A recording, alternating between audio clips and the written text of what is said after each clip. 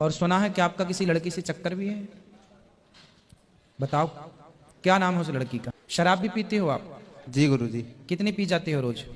1000-1500 के आसपास ही। पैसा कहाँ से आता है आपके पास? जुआ से गुरुजी। कितनी उम्र है आपकी? मेरी 18 साल। ओ 18 साल, तो बहुत बढ़िया जुआड़ी हो। लड़की का भी चक्कर है, सकल कर्म कर थके। तो ये बताओ जुआ क्यों खेलते हो?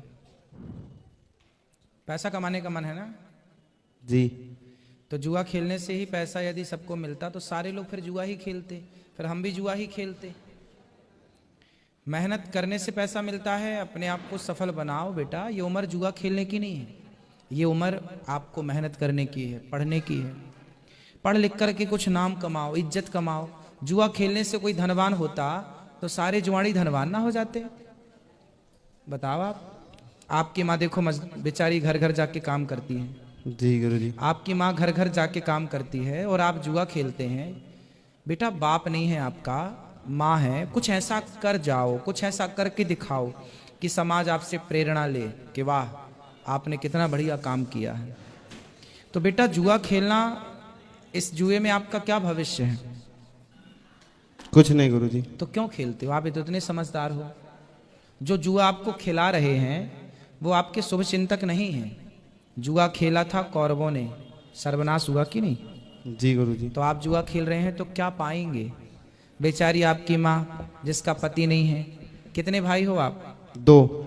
आप बड़े हो छोटे हो? बड़े गुरुजी। तो जब आप देखो आप बड़े हो करके जुआ खेलोगे, शराब पियोगे, तो आपका छोटा भाई क्या सीखेगा?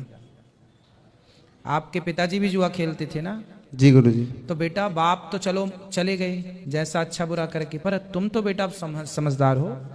अपनी जिंदगी जी लो, अच्छे से जियो, समाज में इज्जत बनाओ, नाम कमाओ, पैसा कमाओ और पैसे का सदुपयोग करो। जुआ खेलने से कोई धनवान नहीं होता। बहुत बड़े बेवकूफ़ हैं वो लोग जो जुआ खेल के धन्ना सेठ बनना चाहते हैं। धन्ना सेठ कोई जुआ से बनता तो सब बन जाते हैं। नष्ट हो गए दुर्योधन जैसे लोग जुआ खेलकर। शराब भी पीते हो आप? रोज नहीं पीते गुरुजी। कितने, जब भी पीते हो कितने की पीते हो? 1000-1500 के आसपास ही। और आपकी माँ कितना कमाती है? इतना ही कमाते हैं गुरुजी। 1000 रुपये महीना? जी। सोचो आपकी माँ 1000 रुपये इतनी मेहनत करके कमाती है और आप वो 1000 रुपये एक बार में पी जाते हो शराब के रूप में।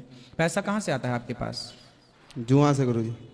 तो जुआ से कमाते हो और शराब में उड़ा देते हो। तो ये समझदारी है? जुआ का पैसा तो शराब में ही जाएगा भाई। धन जिस प्रकार मेहनत का धन होगा तो रुकेगा, वो अच्छे काम में लगेगा। अब जुआ से आपने कमा भी लिया तो वो गलत से आया है तो गलत में ही जाएगा। सही तरह से कमाया गया पैसा ही सही जगह लगता है, गलत तरह से कमाया गया पैसा सही जगह में कभी नहीं लगता, वो बुद्धि ही नहीं बनेगी। तो शराब पीना आपके लिए सही है? नहीं गुरुजी। तो क्यों पीते हो? मन नहीं करता आपका कि आप भी बढ़िया पैसा कमाओ, अपनी इज्जत कमाओ? शराबियों की क्या इज्जत है समाज में? 2 कौड़ी के हैं। आप भी आज चलो 18 साल के हो, आप तो 30-35 साल के होते होते शराब इत्यादि के नशे में इतना धुत हो जाओगे कि फिर 35 साल में ही 35-40 साल में ही बुढ़े होके मर जाओगे। क्योंकि शराबी की आयु ज़्यादा नहीं होती, लीवर सब डैमेज हो जाता है। शराब हमारे बॉडी को ख़त्म कर देती है, खोखला बना देगी। अभी तो जवानी है ठीक है सब, लेकिन एक टाइम पर समय के पहले ही मर जाता है शराबी। सही है कि नहीं? जी गुरुजी। तो आपको जिंदगी मिली है बेटा, अच्छे काम करो। आप किसी के काम आ सकते हैं, किसी के मत आओ, अपनी माँ के काम आओ, अपने समाज के काम आओ, अपने काम आओ, अच्छे काम करो, समाज की सेवा करो। शराब पीना गलत है बेटा, तो गलत शराब छोड़ोगे आपके नहीं? जी। देखो आप बहुत गलत राह पर चले, अब मैं आपसे विश्वास कर सकता हूँ आपके सही रास्ते पर आप चल सकते हैं। जो व्यक्ति जितना गलत होता है उसकी उतनी ही सही होने की संभावनाएं भी होती हैं, यदि वो चाह ले तो। आप चाह लेंगे तो आप पूरा सही रास्ते पर आ जाएंगे। जी गुरुजी, अब नहीं करूँगा। आप मांस भी खाते हो? जी। क्या क्या खाना पसंद करते हो? मछली, मुर्गा, कुछ भी। तो बताओ कितने रुपए किलो मिलती है मछली बाजार में? 200-250 रुपए किलो। मैं आपको 1000 रुपए दूंगा, क्या आप एक मरी हुई मछली को जीवित कर सकते हैं? नहीं गुरुजी। 5000 ले लेना, चलो कर दो। कर दोगे? नहीं गुरुजी। चलो 1 लाख रुपए ले लेना।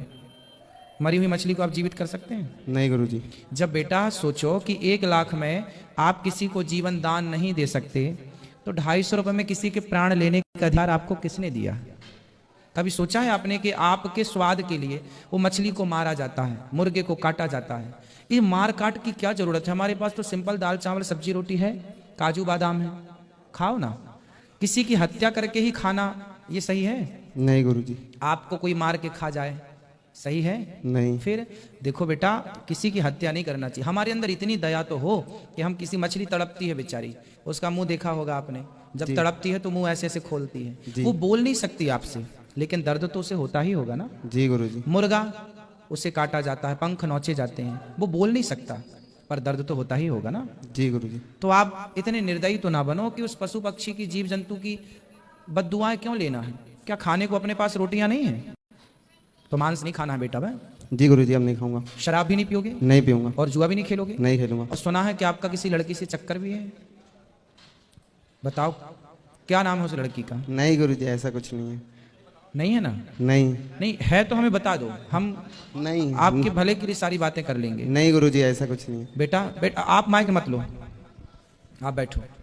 देखो, किसी लड़की के चक्कर में आपकी उम्र अभी ये लड़की बाजी करने की नहीं है। बाज को सुना है? बाज, जी। बाज सबसे तेज होता है।